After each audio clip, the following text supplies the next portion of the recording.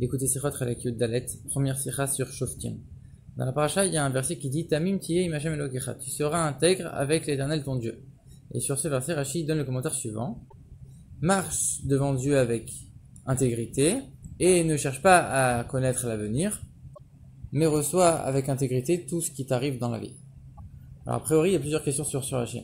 On voit que le mot Tamim, le mot intègre dans la Torah, il apparaît plusieurs fois, que ce soit avec Noach, avec Abraham, ou même par rapport au sacrifice, qu'on dit que le sacrifice il doit être intègre, il doit être sans défaut. On a déjà vu ce mot Tamim plusieurs fois. Pourquoi ici Rashi, ça lui pose problème, à tel point qu'il a besoin de venir expliquer qu'est-ce que ce mot veut dire? Deuxième question que le Rabbi pose, c'est d'où Rashi ici, d'après le sens simple des versets, que ce verset il veut dire marche de manière intègre devant Dieu, etc., reçois tout ce qui t'arrive avec intégrité, etc. Ça c'est pas écrit, d'où Rashi le sait. Troisième question, Rashi dit pas ne demande pas l'avenir. Il dit ne cherche pas, ne recherche pas à savoir l'avenir. C'est quoi la différence entre ces deux formulations? Ensuite, Rachid termine ce commentaire en disant si tu fais ainsi, tu seras avec Dieu et tu feras partie de la part de Dieu, l'héritage de Dieu. Alors encore une fois, d'où Rachid le sait ça? En vérité, les commentateurs ils ont expliqué que selon Rachid, le verset il se décompose en deux parties. C'est Tamim Tiyeh, tu seras intègre, c'est une chose.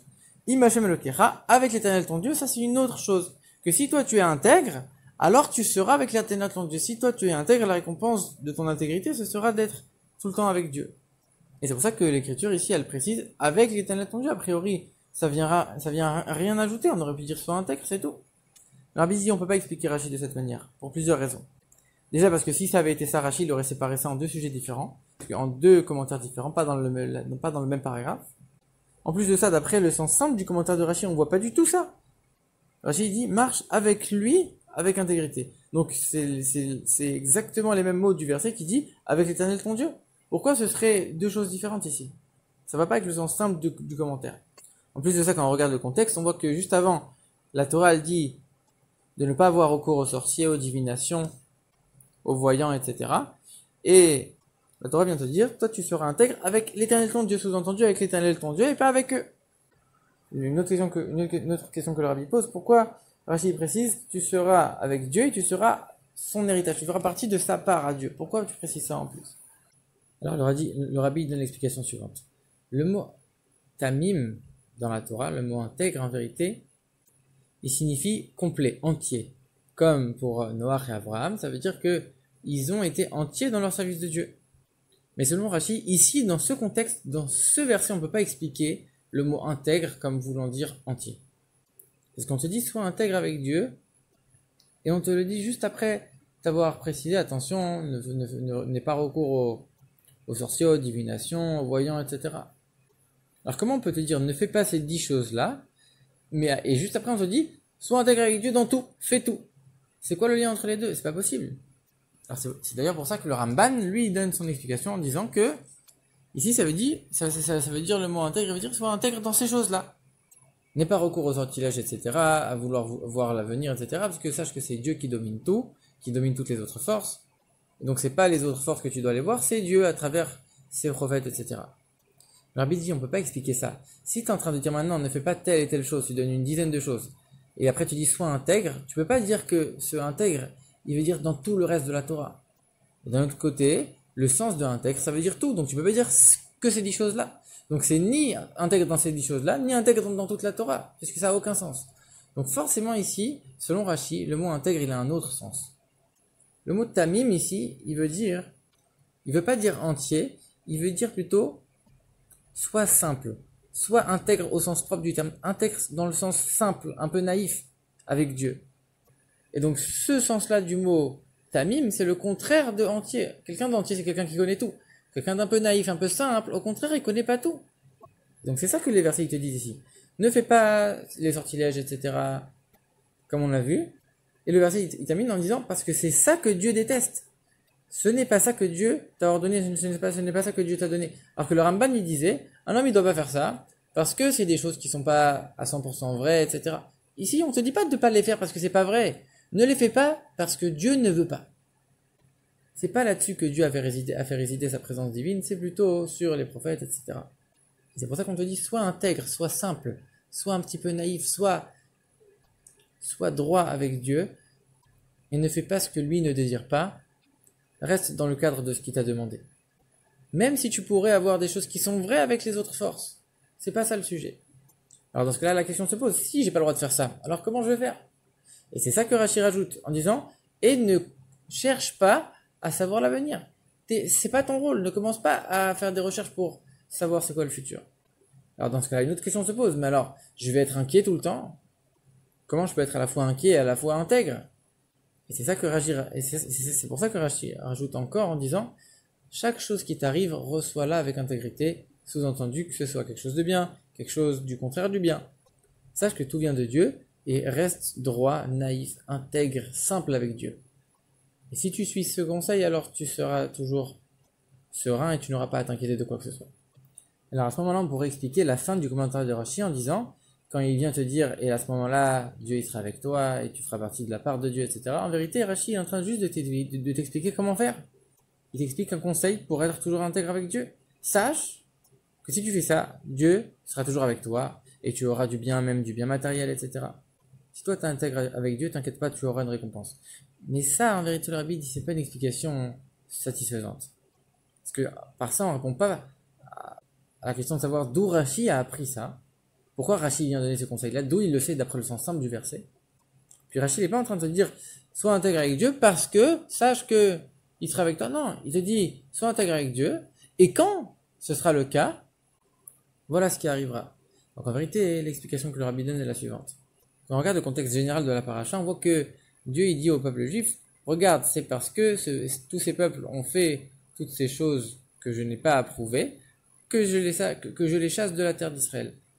Sous-entendu, si toi tu fais pas ces choses-là, non seulement, alors ceux qui ont fait ces choses-là ils vont être chassés, mais comme toi tu vas pas les faire et que tu vas être intègre, alors je vais te donner une récompense extraordinaire qui est la terre d'Israël. C'est ça les chelko. Je vais te donner, tu vas être la part de Dieu. Dans la part de Dieu, en vérité, c'est la terre d'Israël. La terre sur laquelle les yeux de Dieu sont posés du début de l'année jusqu'à la fin de l'année. Et Rashi, il apprend du contexte général de la paracha, donc on comprend très bien. Cependant, il reste quand même une question. Juste après ce passage, on parle du fait qu'il va y avoir un prophète dans le peuple juif, etc. Alors selon l'explication du Ramban qu'on a vu tout à l'heure, ça marche bien. Il te dit, n'écoute pas les sorcelleries, etc., les voyants, etc., parce que ce qu'ils disent, c'est pas exact, et plutôt, sache que Dieu, il fait résider sa présence sur les prophètes, toi, tu iras voir les prophètes plutôt. Alors que Rashi vient et te dit, mais sache qu'il faut pas chercher l'avenir, ne cherche même pas.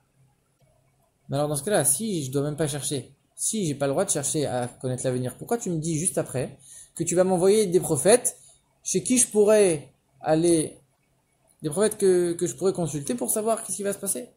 Alors c'est complètement contradictoire. En vérité, ici, Rashi, il est d'avis que ce sujet qui vient juste après, le sujet du prophète, c'est un sujet à part entière. C'est pas du tout la suite de notre texte. C'est un sujet complètement à part. On a terminé le premier sujet, on passe à un autre sujet qui n'a rien à voir. Il n'est pas en train de te dire, toi, tu dois pas du tout demander à tout cela, les voyants, etc., mais tu vas demander au prophète. Non. Sache que maintenant, quand tu vas rentrer en Israël, il y aura un prophète. Et la preuve que c'est vraiment deux sujets différents, c'est que dans le nouveau sujet, tu répètes ce que tu as répété, ce qu'on vient de dire juste avant. Ne va pas demander les voyants, les sorcelleries, etc. Si tu viens de le dire, pourquoi tu le répètes? Forcément que c'est parce que c'est un nouveau paragraphe, un nouveau sujet. Alors dans ce cas-là, comment on rétablit la contradiction de dire mais tu devais rien chercher, pas du tout à savoir l'avenir?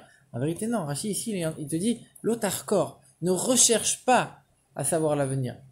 Sous-entendu, ne fais pas d'effort, ne mets pas entièrement ta tête dedans pour savoir l'avenir, mais juste demander ou juste indiquer, sans forcément mettre sa tête dedans et complètement se donner là-dedans.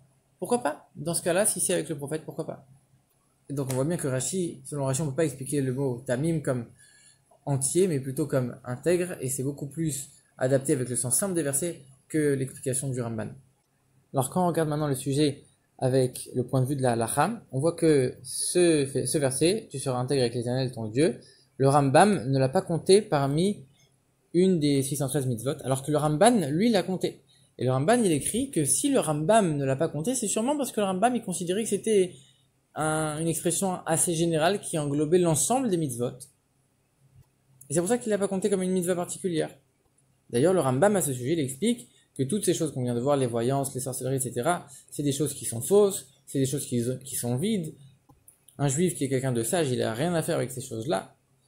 C'est des choses pour les idiots, etc. Et donc, du coup, Un juif n'a rien à faire avec tous ces sujets-là, et c'est pour ça qu'on doit être intègre avec l'Éternel notre Dieu.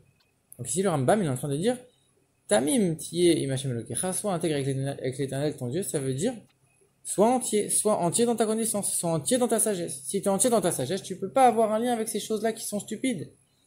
Et donc c'est quelque chose qui concerne l'ensemble des mitzvot, selon le Rambam, puisque c'est entier, sois entier dans l'ensemble des mitzvot, et c'est pour ça qu'il le compte même pas comme une mitzvah à part entière. Et comme on vient de voir selon Rashi, le mot tamim, il peut pas vouloir dire entier ici.